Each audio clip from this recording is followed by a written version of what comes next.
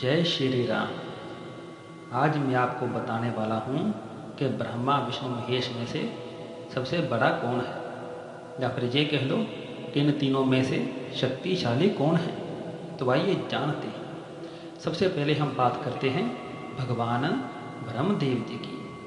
जब सृष्टि की शुरुआत हुई तब मधुकैटभ नाम के दो राक्षस हुए। उन्होंने भगवान ब्रह्मदेव को देखा और उनकी तरफ भागे, गरजते हुए, हंसते हुए।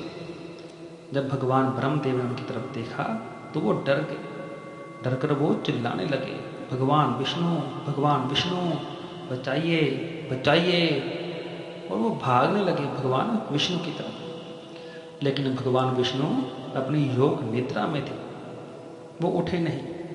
फिर भगवान ब्रह्मदेव ने माँ आदिशक्ति को याद किया, हे आदिशक्ति बचाओ मुझे।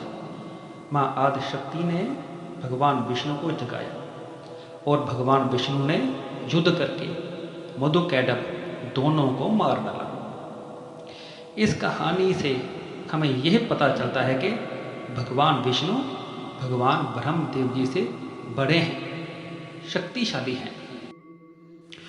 अब हम बात करते हैं भगवान विष्णु जी की। भगवान विष्णु और भगवान शिव में से कौन बड़े हैं, कौन शक्तिशाली है।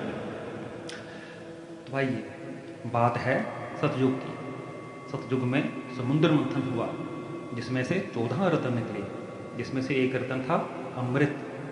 सभी देव और दानव अमृत के पीछे भागे, लेकिन भगवान विष्णु जी ने मोहिनी रूप धारण कर अमृत कलश अपने हाथों में लिया और देवताओं को एक तरफ और असुरों को दूसरी तरफ बिठा दिया। देवताओं को तो वो अमृत देने लगे, लेकिन असुरों को साधारण पानी। तभी एक असुर को यह पता चल गया और उसने एक देव रूप धारण कर लिया और देवताओं में जाकर बैठ गया।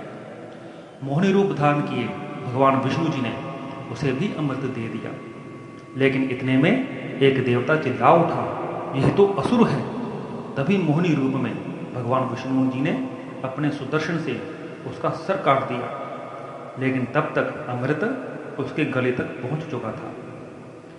गर्दन कटते ही अमृत की कुछ बूंदें उसके धड़ पर भी गिर गई, जिसके कारण उसका सर और धड़ दोनों ही अमर हो गए और बाद में उसका नाम राहु और केतु रख दिया। यह कहानी यह साबित करती है कि भगवान विष्णु जी किसी अमर हो चुके प्राणी को नहीं मार सकते। अब हम बात करते हैं भगवान शिव की। यह बात त्रेता युग की है।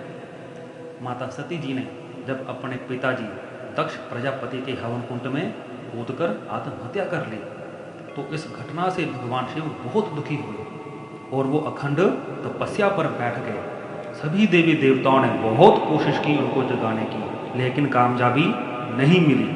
अंत में कामदेव जी को आगे किया, जिन्होंने कई प्रयास करने के बाद भगवान शिव की तपस्या खंडित कर दी। भगवान शिव ने क्रोधवश होकर कामदेव जी को भस्म कर दिया, जलाकर राख कर दिया। भगवान विष्णु एक अमर हो चुके असुर को मार नहीं पाए, लेकिन भगवान शिव ने एक अमर देवता को भस्म कर दिया, जलाकर राख कर दिया। तो यह कहानी यह सिद्ध करती है कि त्रिदेवों में से भगवान शिव बड़े हैं, शक्तिशाली हैं।